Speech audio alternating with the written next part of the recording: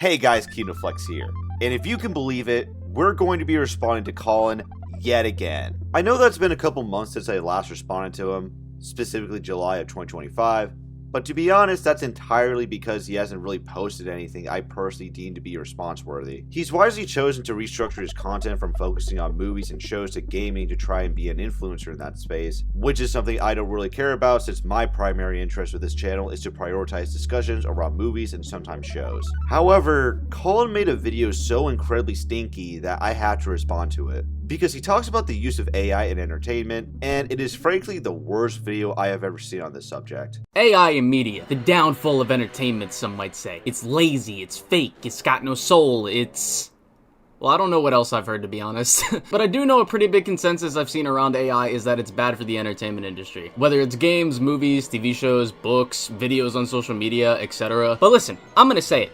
AI isn't that bad. Now look, I definitely do see some issues with AI, and I will get into that as we go along. But first I want to really talk about the benefits it can have for people who work in this industry. And I am going to be using gaming as probably my main example here, because that's like the thing I know the most about when it relates to this. Somehow Colin has become so jobless that he is now advocating for machines to start taking all the jobs so he can continue having an excuse to not get one. To be fair, I wouldn't blame a company if like they replaced a human with an AI, if an AI can do their job just as good, if not just maybe slightly worse than a human could. Like in that case, I don't really think your job is that important.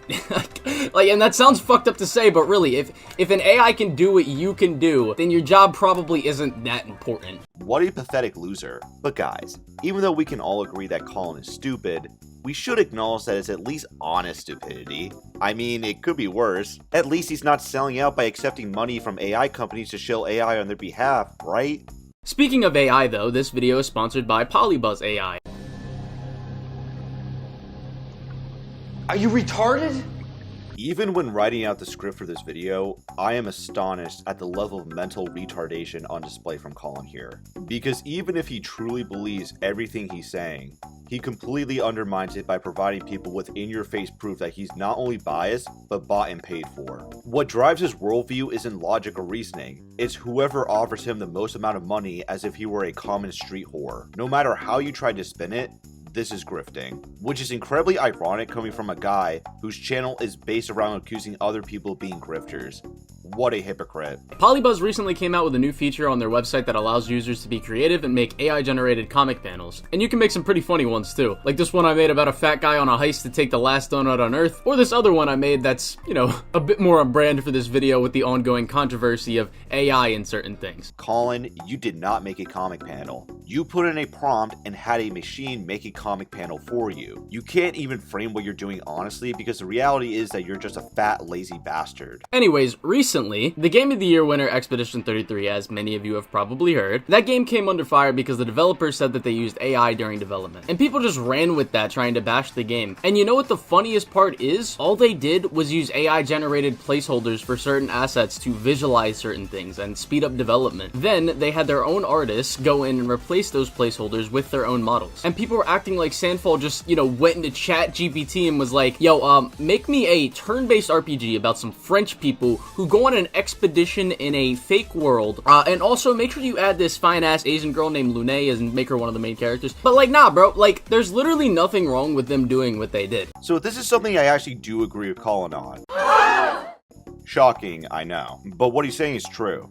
Expedition 33 used generative AI for placeholder textures during the development stages with the intention of getting rid of it later, which they did. Nonetheless, you had a number of people falsely spreading the idea that the entire game was a product of generative AI to hurt its reputation. And it's really frustrating because you can tell that the people up in arms over it are not only completely uninformed about the extent to which AI was actually used, but also the reality of AI as a whole. Whether you like it or not, AI is not going away because it is in fact a useful tool, but that doesn't mean you can't apply ethical standards in how you use it. A hammer is also a tool, but we don't allow people to bash other people's heads in with it. The same nuances apply to AI.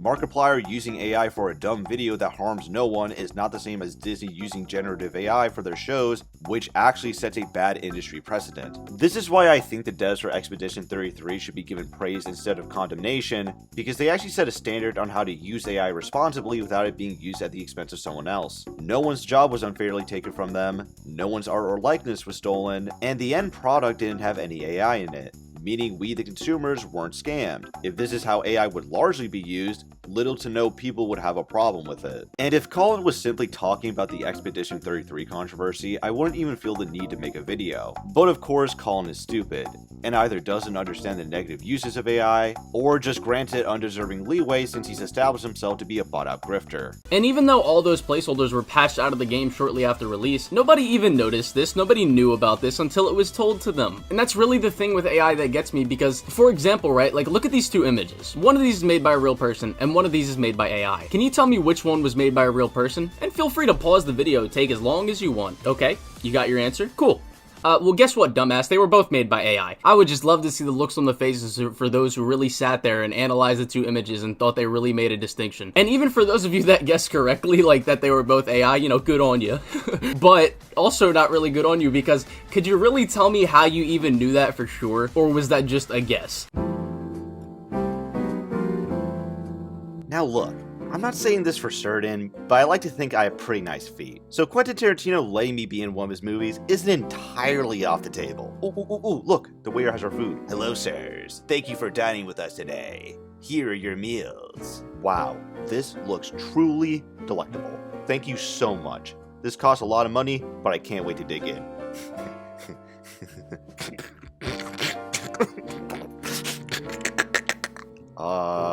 What's so funny?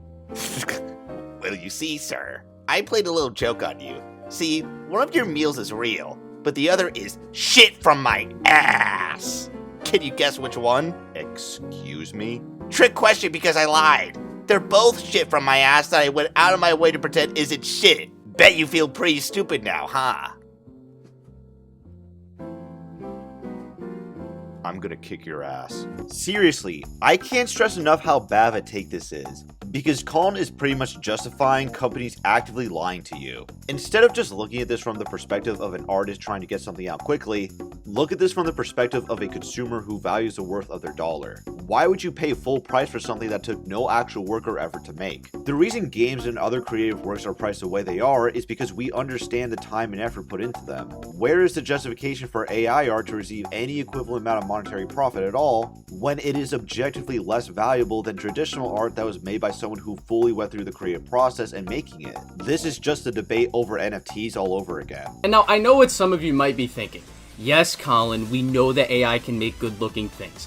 What's your point? Well, I'm glad you asked, because my point with all this, for those of you that don't know, or really don't, haven't stepped foot in any kind of creative medium, whether it be drawing, writing, game development, video editing, any kind of thing like that. In the medium of art in general, there is a lot of tedious things that nobody wants to do. Even if they have the skills to do it, it's just tedious and it's very just something you don't really want to do. That's why a lot of people who draw and like artists use 3D models to help them draw bodies, because nobody really wants to sit there and be like, okay, I'm gonna draw a circle here, we're gonna draw a rectangle, we're gonna form this body. Like, nobody wants to do that. See, this sort of attitude is the exact reason why Colin is getting labeled anti-art. Not even for the pro-AI stance, just an overall lack of respect for the process for how art is created. People like Colin are the reason why we're seeing this dumbing down effect and lowering of standards in our entertainment, because people like him demand instant gratification at the expense of everything else. Encouraging unnecessary shortcuts comes at the cost of direct skill. Quality art doesn't simply come from the tools at an artist's disposal,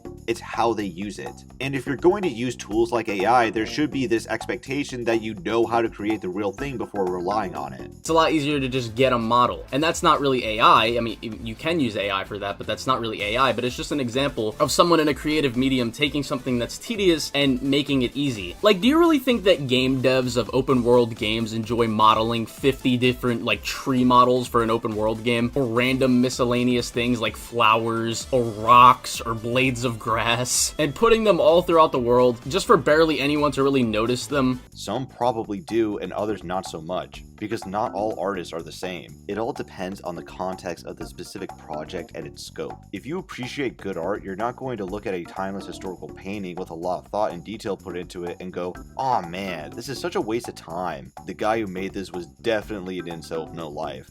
Instead, you're going to understand how impressive the painting is precisely because of the effort put into it, and honor it as a testament of the amazing things mankind is capable of achieving. Instead of shaming artists for actually putting value in their profession, we should start asking ourselves why we have become so impatient to the degree that we automatically associate their passion and dedication as a problem that needs to be solved. If anything, that's what should be criticized because it's nothing more than a fast food mentality. It's like, no, that's why they use procedural generation. Even before AI became as advanced as it is now and as mainstream as it is now, developers use procedural generation to mitigate that kind of tedious thing. But AI makes that even more easy and even quicker because you could, let's say you make 5 different tree models, like an artist does that, and then gives it to an AI, lets it look at their work, and then the AI can go in and, kind of match the art style and match the vibe of the trees that you did, and then make multiple different variations of that for you to then go and procedurally generate that throughout an open world. It's like, why should we be mad at them for speeding up development and just, really not bothering or really caring that much with very tedious things? Again, cutting corners and spending less time on a project does not mean you automatically have something of quality or value. This is a fast food mentality. These arguments from Colin don't even make any sense as it pertains to him in this context. You are not a video game developer tasked with trying to spend the least amount of money possible to make something with a bare bones budget.